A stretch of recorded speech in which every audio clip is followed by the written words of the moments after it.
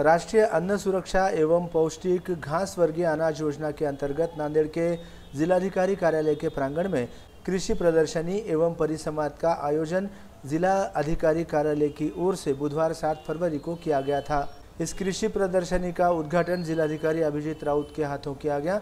इस समय जिला अधीक्षक कृषि अधिकारी, कृषि अधीक्षक एवं कृषि संशोधन अधिकारी कर्मचारी बड़ी संख्या में उपस्थित थे। प्रारंभ में जिलाधिकारी कार्यालय तक पुरुष महिला किसानों ने महाराष्ट्र की वेशभूषा में रैली निकाली। इस रैली में किसानों सहित अधिकारी कर्मचारियों ने भाग लिया था। तो वहीं मिलेट का प्रचार प्रसार करने के लिए भी इसी उपलक्ष्य में जिलाधिकारी कार्यालय से रैली निकाली गई थी। जिलाधिकारी कार्यालय के प्रांगण में आयोजित इस कृषि प्रदर्शनी में किसानों के साथ ही महिला बचत गुट, गृह उद्योग की महिलाएं, स्वयं सहायता गुट की महिलाओं ने स्टॉल्स लगवाए थे। इन सभी स्टॉल्स धारकों में प्रतियोगिता का आयोजन किया गया था। इसमें विजेता स्टॉल धारकों को निवासी उपजिलाधिकारी महेश वड़दकर के हाथों प्रमाण पत्र देकर सम्मानित किया गया। इस प्रदर्शनी एवं परिसंवाद को महिला पुरुषों ने अच्छा प्रतिसाद दिया। दौरान नांदेड़ जिले में किसी भी मुख्य फसल से पहले मोटे अनाज की पैदावार बड़े पैमाने पर होती थी। यही मोटा अनाज शरीर स्वास्थ्य के लिए लाभदायक होता है। ये संदेश इस प्रदर्शनी के माध्यम से जनता को दिया जा रहा है। अपने भोजन में इसको अवश्य शामिल करने की अपील जिलाधिकारी अभिजीत राउत ने MCN हिंदी न्यूज़ के माध्यम से की है। जिल्हा अधीक्षक कृषी कार्यालय यांचा डिपार्टमेंट, त्याचप्रमाणे जिल्हा कृषी अधिकारी, कृषी विकास अधिकारी, जिल्हा परिषद यांच्या मार्फत अशा प्रकारचे आयोजन होत असतात आणि त्यामध्ये महत्त्वाचा हेतू असतो की शेतकऱ्यांना अद्ययावत तंत्रज्ञान जे आहे त्याची माहिती पोहोचवणे, त्याचबरोबर त्यांचे जे काही उत्पादनं असतात त्यांना एक व्यासपीठ उपलब्ध करून देणे आणि जनजागृती करणे। त्या अनुषंगाने आज हे महोत्सव आयोजित करण्यात आलेला आहे। यासोबतच आज मिलेटच्यासाठी म्हणजे तृणधान्यांच्या जनजागृतीसाठी एक रॅली आयोजित करण्यात आली होती, ज्यामार्फत लोकांपर्यंत हा संदेश आपल्याला द्यायचा आहे की जे तृणधान्य किंवा मिलेट्स आहेत, जे आपल्या मराठवाड्याच्या भूमीत ते मुख्य पीक आहे आणि मूळ पीक आहे। सोयाबीन, कापूस हे सगळे येण्या अगोदर आपल्याकडे हे जे भरड धान्य होतं हेच जास्त आपल्याकडे पिकवलं जायचं, तर हे आपल्या आरोग्यासाठी सर्वात चांगलं आहे आणि त्याचं आपण आहारामध्ये सेवन हे वाढवलं पाहिजे। त्यांना मी हेच आवाहन करेल की आपण सध्या तरी आपण जर बघितलं तर उत्पन्न वाढवण्याच्या दृष्टीने दोन गोष्टींवर लक्ष देणं आवश्यक आहे। एक आहे की अद्ययावत तंत्रज्ञानाची आपण कास धरायला पाहिजे। त्यामध्ये जसं आता ड्रोन टेक्नॉलॉजी आलेली आहे, ड्रोनचा वापर करून कीटकनाशकांची फवारणी केल्यास कीटकनाशकाची बचत होते, त्यातनं विषबाधा होत नाही, जास्त चांगल्या प्रकारे तो लागू होतो। अशा प्रकारचे अद्ययावत तंत्रज्ञान वापरणं आवश्यक आहे आणि सोबतच जे आपली इनपुट कॉस्ट आहे किंवा जे शेतीमध्ये लागणारा खर्च आहे तो कसा कमी करता येईल, अनावश्यक कीटकनाशक किंवा तणनाशक न वापरणे, जेव्हा आपण पेरणी करतो तेव्हा ते कृषी विभागाच्या सल्ल्यानं पावसाचा, हवामानाचा अंदाज घेऊन योग्य वेळी करणे, जेणेकरून दुबार पेरणीची वेळ येणार नाही। अशा प्रकारच्या जर काही गोष्टी केल्या तर आपला जो शेतीमध्ये जाणारा खर्च आहे तो कमी होऊ शकतो आणि जसं एखाद्या व्यापारात असतं की उत्पादन खर्च कमी असला की आपोआप त्याच्या उत्पन्नामध्ये वाढ होते, तशाच प्रकारचं शेतीमध्ये सुद्धा उत्पन्नात वाढवण्यासाठी त्याची मदत होईल। माझ्याकडं मसाला ते घरगुती आपण घरी भाजून बनवलेला असतं, याच्यामध्ये काही साईड इफेक्ट नसतात आणि उडीद पापड घरगुती महिला उद्योग म्हणून बनवलेले आहेत।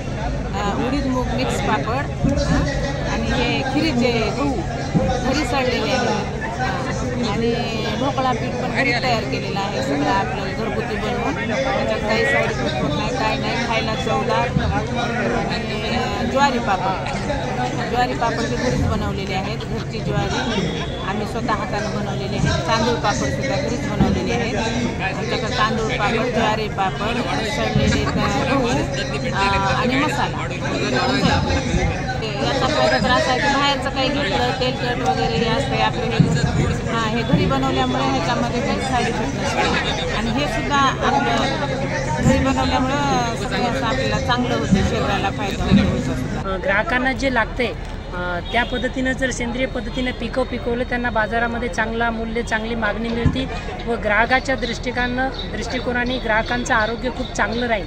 कारण का ग्राहक आज पाहतो की सर्वात जास्त खर्च आपण आरोग्यावर करतो आणि आरोग्यावर खर्च करणं म्हणजे जे आजार वाढण्याचं मुख्य कारण जर काही असेल तर ते आपले विषमुक्त किंवा आपण विषारी पदार्थांना पिकवलेले अन्नधान्य आपण सेवन करतो। शेतकऱ्यांनी सेंद्रिय पद्धतीनं अन्नधान्य पिकवून त्याची ब्रँडिंग पॅकिंग करून त्याची जर मार्केटला विक्री केली तर निश्चित शेतकऱ्यांचं चांगलं होईल, शेतकऱ्यांना 2 पैसे जास्त येतील, ग्राहकांचं आरोग्य सुधारेल। सगळीकडे गरज पडलेली आहे की सेंद्रिय शेतीची गरज आहे, तर त्या प्रकारे आम्ही मूग उडीद वेगवेगळ्या प्रकारचे धान्य कडधान्य आता आजचं हे भरड महोत्सव जे चालू आहे त्यानिमित्त आम्ही इथं घेऊन आलेलो आहेत आणि मऊचा हुरडा, साधा हुरडा, त्याच्या प्रकारच्या मऊच्या हुरड्याची भेळ अशा विविध प्रकारचे प्रोडक्ट्स आम्ही या ठिकाणी ठेवलेले आहेत आणि हे वाजवी दराने दिलेत की लोकांनी चांगलं खावं आणि निरोगी राहावं। पैशाची किंमत नाही, पैशापेक्षा तुम्हाला चांगल्या वस्तूची किंमत असायला पाहिजे, जे की निरोगी स्वस्थ आपल्याला चांगलं आरोग्यदायी असणारे असे प्रोडक्ट आम्ही या ठिकाणी उपलब्ध करून दिलेत। आणि आज जगामध्ये जर बघितलं तर 64-65 देशामध्ये शेतमालाच्या दराचा प्रश्न हा भेडसावत आहे। शेतकऱ्यांना वाटतं माफक दरामध्ये विक्री व्हावी आणि ग्राहकांना वाटतं माफक दरामध्ये विकत मिळावं, परंतु आज जर बघितलं तर भाज्याचे भाव असतील, टोमॅटोचे भाव असतील किंवा फळाचे भाव असतील तर ते माफक दरापेक्षाही स्वस्तामध्ये आपल्या ग्राहक बंधूंना मिळत आहेत। आपलं कोणाचं उत्पन्न कमी होत नाही, मात्र शेतकऱ्याचं उत्पन्न हे अत्यंत फ्लक्च्युएशन असतं, म्हणजे कुठल्या हंगामात कधी वर जातं कधी खाली जातं, वर जाण्याचं प्रमाण हे कमीच आहे। अशा पार्श्वभूमीवर जे काही शेतकरी पिकवतो म्हणजे ज्वारी असेल, बाजरी असेल, भरडधान्य आहे, जगामध्ये आमचा देश असा आहे की ज्याच्यामध्ये सगळे भरडधान्य होतात।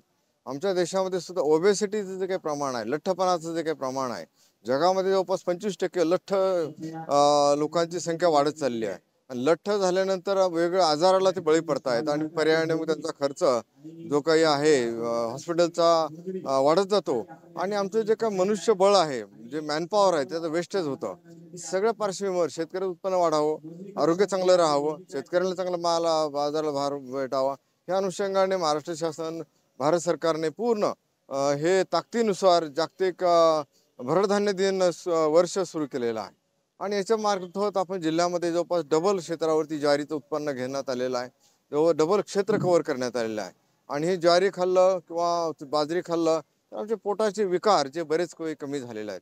माननीय जिल्हाधिकारी साहेबांच्या मार्गदर्शनाखाली आपण हे काम करतोय। माननीय पालकमंत्री महोदय आहेत, कृषी मंत्री महोदय आहेत आणि माननीय मुख्यमंत्री महोदय आहेत, सगळे माननीय सर्व पदाधिकाऱ्यांच्या मार्गदर्शनाखाली हे खरं सुरू झालंय।